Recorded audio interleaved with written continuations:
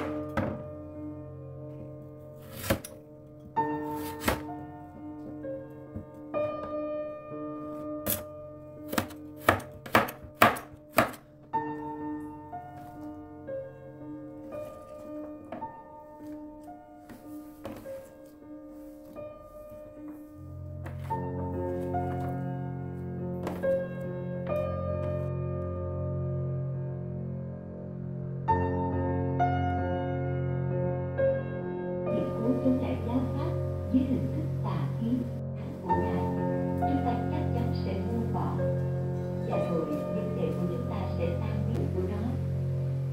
Nếu chúng ta cứ để cho các giác quan của mình làm bổn phận tự nhiên của chúng, người biết mà không nắm giữ, biết và để sự việc diễn tiến tự nhiên, bạn phải biết theo đề. Bạn biết cái bên ngoài, bạn biết cái siêu việt.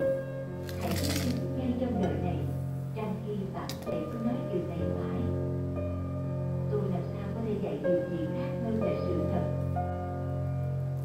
Mỗi khi cho nên tôi nói, hãy thư giãn, đừng nói, đừng tranh cãi, cứ buông bỏ nó.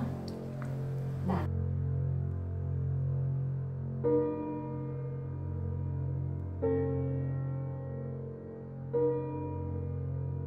sự khổ đang phát sinh ngay tại đó.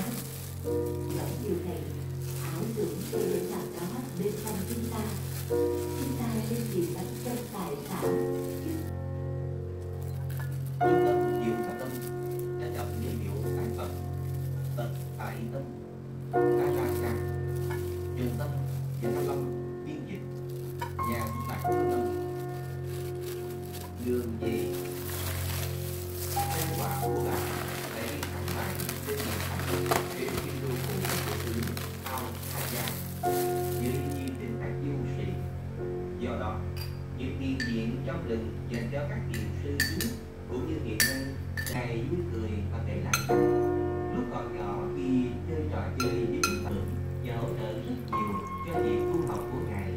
Đó là lúc cha ngài sắp mất, ngài có dịp ngồi bên giường bệnh của cha nhiều ngày, trực tiếp đối diện với sự suy và ma quỷ, nhưng là một nơi rất lý tưởng, đã phát triển nhanh chóng và trở thành một trong những trung tâm thiền hoàn chỉnh. Chúng ta tin và thừa nhận ba đặc tính ấy, chúng ta mới có thể sống trong an bình. Truyền thống tu thiền trong rừng